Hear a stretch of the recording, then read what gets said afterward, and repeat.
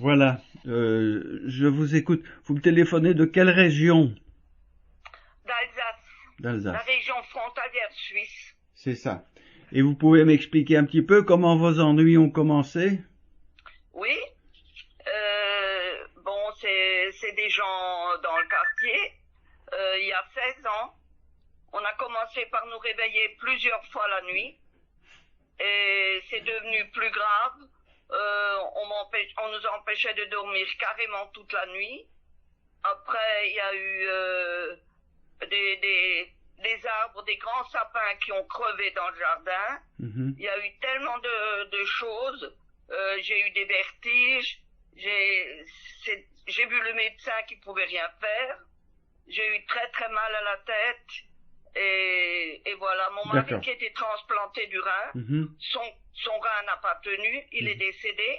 Mhm. Et le chirurgien a dit, pourtant il était bien parti, pendant quelques mois ça c'était bon, et comme ça du jour au lendemain il est décédé. Oui. Et Je... c'est devenu de plus en plus grave. Maintenant ils sont à peu près à Attendez, 7 attendez, personnes à se attends. relayer, Oui, attendez. jour Oui. et nuit. Oui, oui, Je attendez. n'ai pas une heure. Attendez. On va Oui. reprendre les choses à l'envers. Vous me dites il y a 16 ans que ça a commencé. Est-ce qu'il y a eu une raison à ça? Est-ce que c'est familial, voisinage, politique? Pourquoi est-ce qu'on vous a choisi pour vous harceler, à votre avis? Parce que j'avais demandé qu'une voiture était stationnée devant ma sortie. Mhm. Ma sortie de voiture. Donc, moi, gentiment, j'ai attendu de voir la personne et j'ai dit, vous pourriez pas vous pousser un petit peu? Et on m'a tout de suite répondu, pourquoi vous avez un camion? D'accord. Donc, c'était parti. Et à partir de ce jour, on nous a tout fait exprès. Oui, oui, ça c'est, mais et voilà. ça, je dirais que c'est le premier élément. Mais est-ce que dans votre vie avant ou celle de votre mari, il y a des éléments qui peuvent laisser penser qu'il y avait des gens qui vous en voulaient? Non, pas du tout. Nous étions des gens très discrets. Nous avions juste 2 couples d'amis qu'on voyait. On faisait pas de fête Mhm. parce que mon mari avait une maladie chronique, donc on ne pouvait pas recevoir la nuit. Il devait être au lit, il se couchait très tôt, il n'était pas bien. Il était très souvent hospitalisé. Et voilà, donc les gens savaient, ces gens-là savaient que souvent, pendant des mois, la nuit, j'étais seule. Mhm. Et ces jeunes, ça les a incités à... C'est ça. Donc, c'est voilà. ça. Donc, en fait, vous avez été choisi parce que vous étiez des gens fragiles. J'ai pas bien compris. Vous avez été choisi parce que vous étiez des gens fragiles. Voilà, c'est ça. D'accord. Donc, ça c'est une raison. Donc il y a 16 ans, nous étions en 2009, et ce sont des jeunes, à votre avis, qui ont commencé ça Oui, oui. par plaisir ou bien par comment par par ordre. Oui, c'est les jeunes d'un couple. Et voilà, maintenant, ces jeunes, ils vivent eux, ils sont partis de leur domicile, ils vivent en couple et les deux jeunes en couple, il y a leur compagnon qui vient maintenant dans mon jardin, toutes les semaines, il y a au moins quelqu'un dans le jardin qui me tape au volet, qui vient me sonner la nuit, Mhm, mhm. Et quand bon, vous... ça c'est moins grave quand on me touche pas ma santé. Là, maintenant, j'étais obligée de mettre une prothèse au genou. Je devrais faire mettre des prothèses du coude et de l'épaule, mais on ne me le fait plus vu mon âge. Mhm. Puisque je suis sous les ondes 24 heures sur 24, ils se relayent, ils sont à 7-8, ils se relayent de jour comme de nuit. J'ai pas une heure de repos. C'est ça. Et bon, donc ça a commencé il y a 16 ans par du harcèlement de voisinage. Oui. On vous a choisi parce que vous étiez un couple fragile. Oui. Et ensuite, quand vous sortiez, est-ce que vous étiez suivi?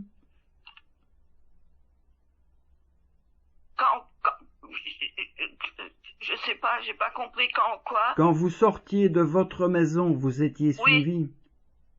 Oui, je n'ai vu personne me suivre, mais j'ai eu, que ce soit dans un magasin ou chez des amis, j'ai eu mes ondes pareilles.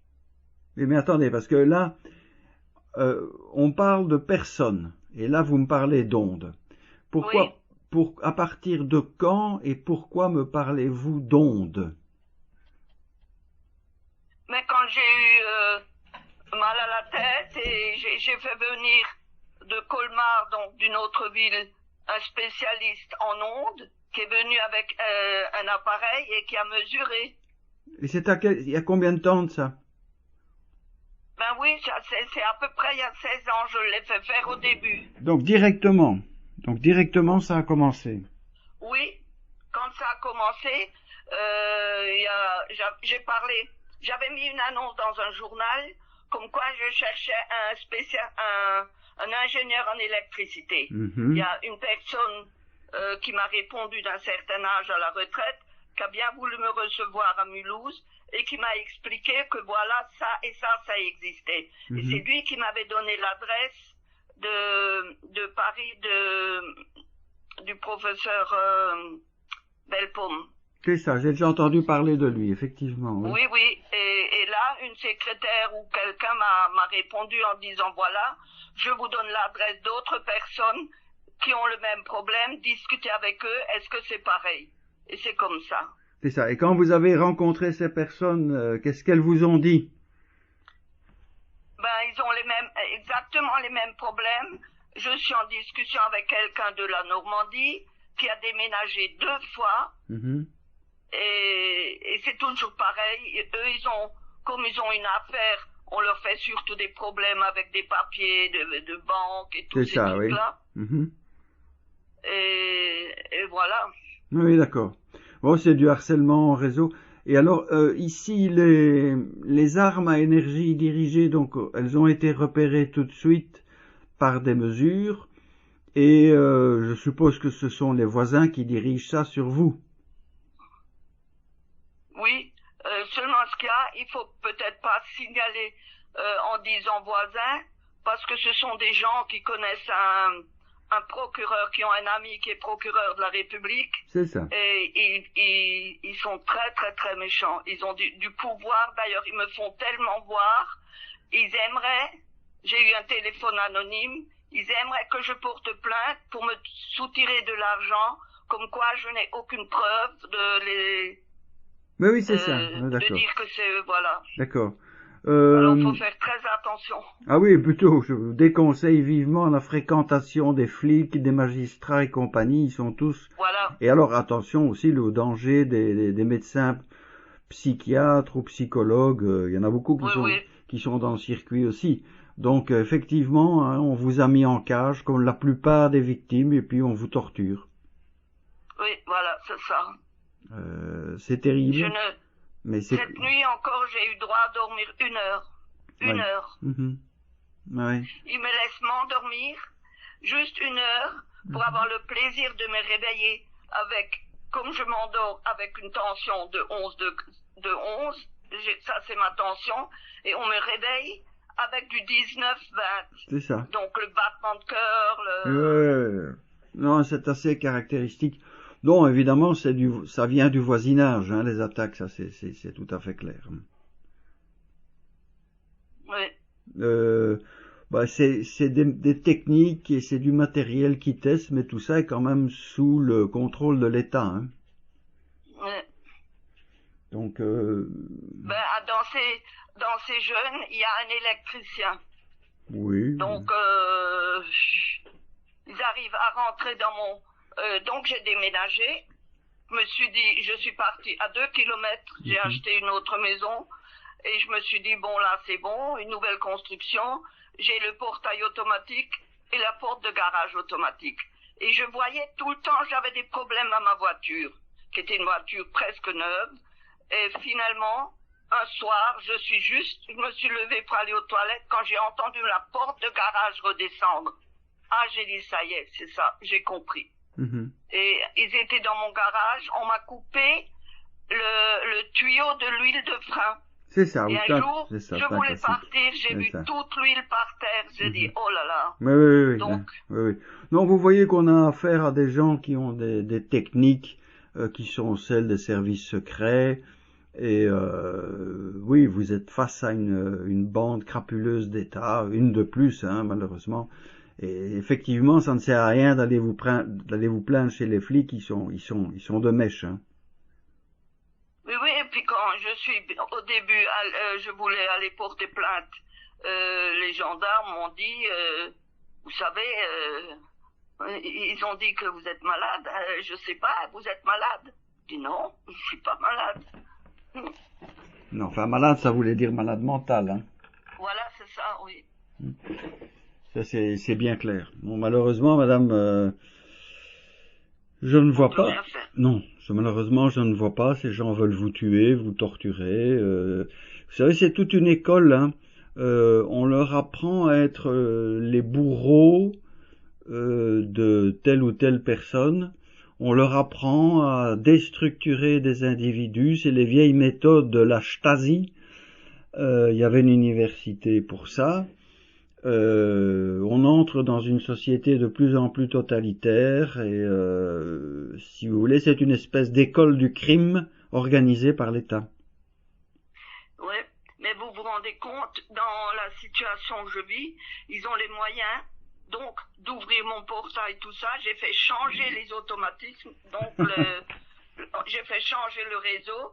8 jours après, c'était pareil, ils l'avaient de nouveau. Alors, quand je veux rentrer, on me laisse pas ouvrir mon portail, j'attends dans ma voiture qu'on veuille bien me laisser rentrer. Et c'est pareil pour partir. J'avais un rendez-vous chez le médecin, ils m'ont pas laissé sortir avec ma voiture. Et ils ont le pouvoir, je l'ai fait changer 3 fois le réseau. Donc, chaque fois, ça me coûte 480 et 500 euros. Donc, je ne le fais plus changer. Donc, ce qui veut dire, c'est qu'à chaque moment, ils peuvent rentrer chez moi. Absolument. Et ils vous le disent. Qu'ils sont chez eux, chez vous, ils sont chez eux. Et ils m'ont abîmé un frigidaire et un congélateur américain. Et un autre frigidaire, un autre congélateur que j'avais dans le garage. Est-ce que vous prenez des médicaments? Non, je voudrais, le médecin y pensait, mais je veux pas commencer avec des médicaments pour les nerfs. Je prends des médicaments parce que justement, j'avais un cancer qui s'est fabriqué après leur début de... Ouais. Donc, je prends des médicaments pour ça, et pour la thyroïde parce que elle dysfonctionne. Mais je ne veux rien prendre pour les nerfs. J'essaie de me maîtriser, de faire de mon mieux. Vous avez raison, c'est la bonne méthode. Je vous en parle parce que essayez de ne jamais sortir de chez vous autrement qu'avec votre brosse à dents, votre dentifrice et les médicaments que vous prenez. D'accord. Parce qu'ils vont les empoisonner un jour ou l'autre. Oui, c'est ça. C'est ça, Et alors, l'eau, ne prenez jamais que de l'eau du robinet, ne mangez, prenez jamais quelque chose, mais un minimum dans votre frigo, parce que ils vont essayer de vous empoisonner, c'est clair. Hein. Oui, c'est ça. Je sais, j'ai 2 arbres fruitiers, j'avais un abricotier que j'ai planté dans cette nouvelle construction, et le jour où ils ont vu le premier été où il y avait des fruits, ils me l'ont empoisonné. L'arbre, tout le monde le voit, il a crevé, personne ne comprend rien. Et le figuier, c'est pareil, il me pique, on voit.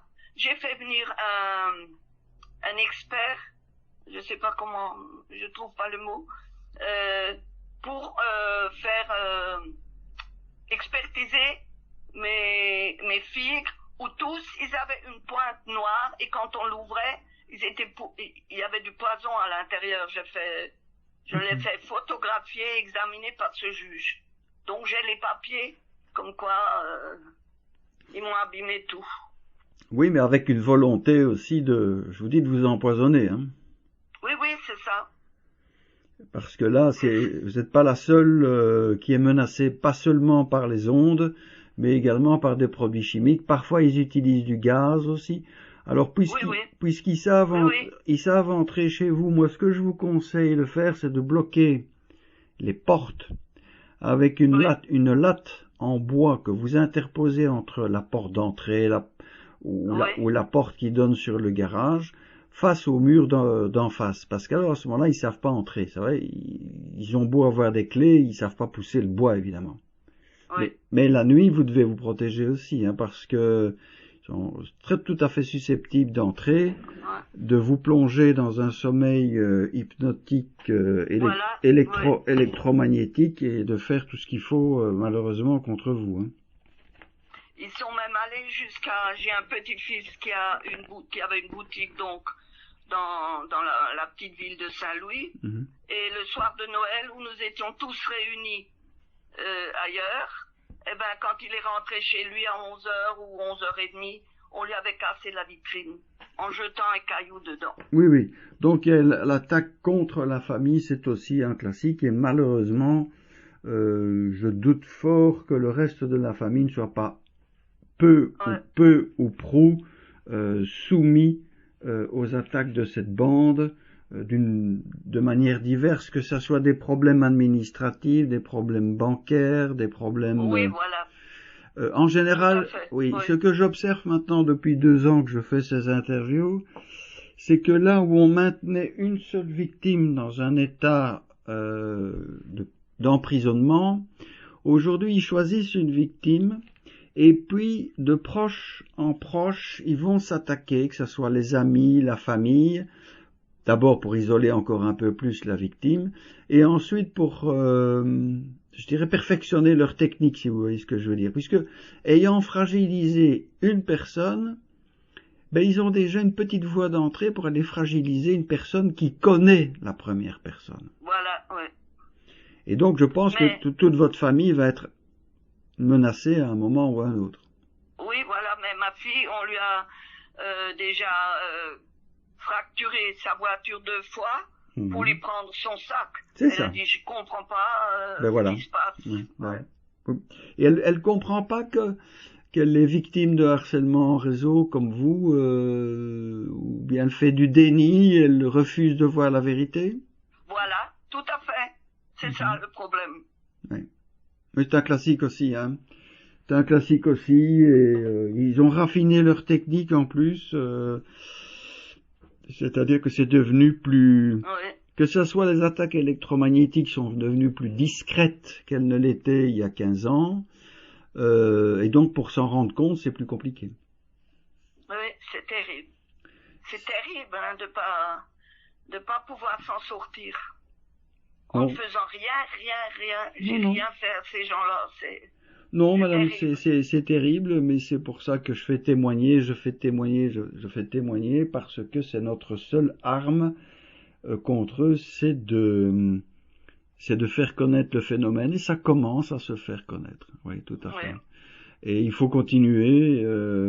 Moi, malheureusement, par les conseils de prudence que je vous ai donnés, il faudrait essayer d'ouvrir les yeux un petit peu tout doucement à votre famille pour qu'on ne vous prenne pas pour une cinglée, mais faire remarquer que ça n'est plus du domaine de la coïncidence, qu'on casse la vitrine de votre fils, qu'on s'introduise dans la voiture de votre fille, et je suis certain que si vous les interrogez un petit peu, ils vous diront, oui tiens c'est curieux, il m'est arrivé ceci, par exemple, le bouchon de réservoir de ma voiture, on l'a volé. On a griffé la porte de ma voiture. Alors on met ça sur le compte d'incivilité au hasard, mais il ne s'agit pas de ça, évidemment. Il s'agit d'une bande organisée. Oui, c'est ça. C'est ça, ils sont à 8. Oui, ils sont à 8, et puis si vous déménagez, de toute façon, ça sert à rien, parce qu'ils ont un réseau même pas sur toute la France, ils ont un réseau mondial. Oui, voilà, puisque l'année dernière, j'étais partie au Maroc. À partir du moment où je suis descendue de l'avion, c'était terrible. Mais alors, ils m'ont envoyé des ondes de façon à ce que les gouttes de transpiration me coulait dans les yeux. Tout le monde me disait, mais qu'est-ce qui t'arrive? Nous, on a la même chaleur, mais qu'est-ce que... Oui. Ben, je pouvais pas l'expliquer. Tout le monde comprend pas. Non, et je vous déconseille d'en parler trop, parce que ce que les autres veulent, c'est vous mettre dans une prison psychiatrique pour vous ôter tout. Voilà, c'est ça.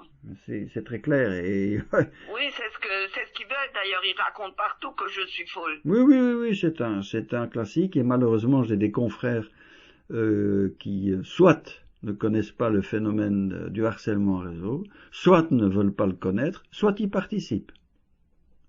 C'est ça, c'est grave, c'est quand même grave que le monde doit partir comme ça.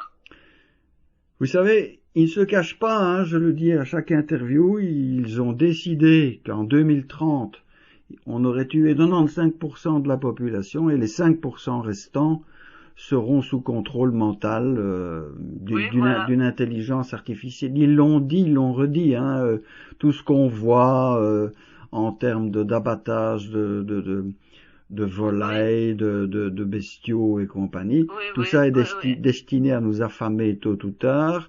On nous ruine en fabriquant de la fausse monnaie, en donnant à gauche, à droite. C'est un processus apocalyptique, je le dis encore une fois, je le répète, mais si on n'a pas compris ça, on ne comprend pas pourquoi ils vous font ça. Et il y a une raison à ça. Oui, il y a une raison.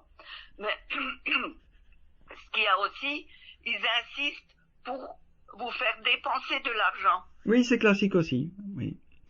Mais chaque fois pour mon portail ou pour quand ils viennent, ça me coûte entre 480 et 500 €. Bon, je l'ai fait 3 fois. Les frigidaires, c'est pareil, j'étais obligée d'en racheter.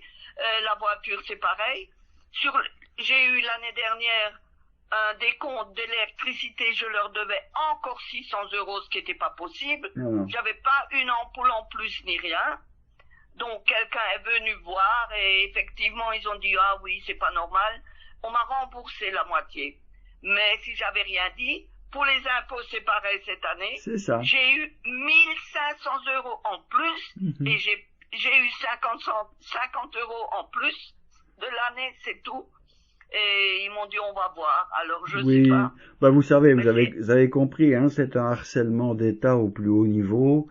Et la paupérisation, elle est inscrite, mais c'est valable pour toute la société. Vous voyez, le niveau de pauvreté de la France, de la Belgique, ne fait qu'augmenter, parce que quand les gens sont pauvres, ils ont encore moins de moyens de se défendre. Donc ce qu'on vous fait à vous, c'est à titre de test, mais pour l'étendre à toute la population. Et bon, d'un côté, je me dis, j'ai la chance de savoir qui c'est qui me le fait. Donc, je leur ai déjà appelé, comme quoi je peux leur rendre l'appareil, donc ils savent que je pourrais leur faire quelque chose aussi, ce que je fais pas, puisque, ça se fait pas, mais ils savent que je suis quand même au courant, et comme ces gens ils m'avaient dit un jour, on fait partie de la haute société, j'étais obligée de rire, mais bon, des gens qui se complimentent eux, vous savez, ça m'a fait bizarre. Mais ce sont des satanistes. Nous avons la preuve que tous les réseaux pédosatanistes, les réseaux francs-maçons, les réseaux, tout ce que vous voudrez, tout ça est tout à fait lié. Et quand ils disent qu'ils sont de la haute société, ils n'ont pas tout à fait tort. Mais c'est une haute société satanique et criminelle. C'est vrai que ce sont des gens qui ont des relations. Et c'est ce que la fille, elle m'avait crié dessus. Ouais, on a un procureur de la République de Mulhouse qui est notre copain. Vous ne pourrez jamais rien faire contre nous. C'est ça. J'ai même pas répondu, c'est pas la peine. Vous comprenez, le mot copain là-dedans dit tout. Alors, ce sont des copains soit de franc-maçonnerie, qui est déjà un processus sectaire, ou alors c'est carrément de la criminalité. Je ne vais pas répéter le mot pour ne pas être censuré directement quand je mettrai ce que vous venez de me dire sur ma chaîne.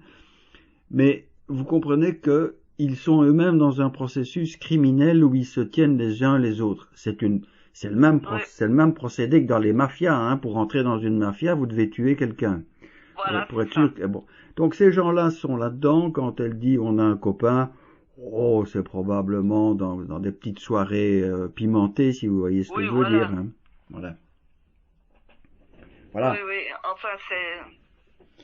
Je Et- sais que je ne verrai pas le bout, mais j'essaye de garder la tête haute, de ne pas leur faire trop de plaisir. Bon, ben, comme ils m'envoient les ondes, surtout dans la tête, sur les deux nerfs d'Arnold, vous Mhm. voyez qu'on a Oui. des yeux jusque derrière dans la nuque. J'ai un torticolis depuis 2 ans. On m'a tout fait. Kiné 2 ans, sert à rien. Là, on a essayé de me faire 2 infiltrations dans le nerf d'Arnold dans la tête. Ça n'a rien fait. Donc, j'ai compris, c'est plus la peine de chercher plus loin. Non, mais vous avez raison. Vous êtes une femme courageuse et une femme intelligente face à une bande de chacals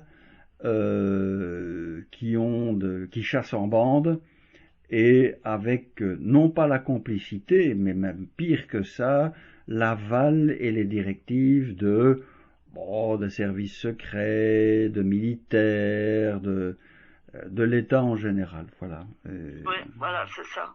Donc malheureusement, nous ne pouvons faire qu'une chose, c'est témoigner. Donc je mettrai votre témoignage sur ma chaîne, ça sera un témoignage audio, Oui. parce que c'est ce que je dis chaque fois aux victimes qui ont oh mais je n'ose pas témoigner parce que sinon ils vont s'attaquer plus à moi parce que je leur explique que de toute façon ils vont continuer à s'attaquer à eux Ah oui, oui, oui. et qu'aujourd'hui nous n'avons le choix que soit de mourir debout, soit de mourir à genoux. Voilà.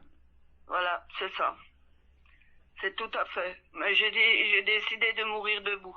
Ben je vous félicite madame et je suis dans cette même disposition d'esprit. Et pourtant, je suis seule. Ils ont tué mon mari.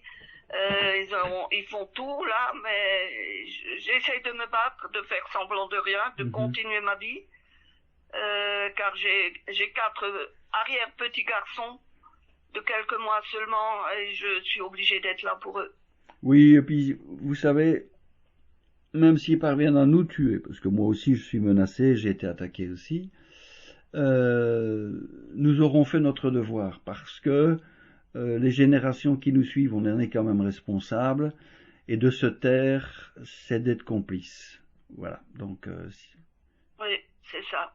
et là, mais je pense qu'il va falloir tout doucement essayer d'ouvrir les yeux à vos enfants et à vos petits-enfants, Oui, parce oui, que je suis certain que leur avenir est menacé aussi, d'abord d'une façon globale, parce que comme je vous l'ai dit, tout ça c'est un travail destiné oui, à encadrer toute la société dans une forme de matrix, oui, voilà. voilà, et ça c'est le but final, et maintenant c'est de proche en proche. Donc il n'y a rien à faire si les gens ne veulent pas comprendre. Vous savez, c'est comme en médecine, hein, quand vous ne voulez pas comprendre que vous avez telle maladie, c'est Oui, impossible de soigner, quoi.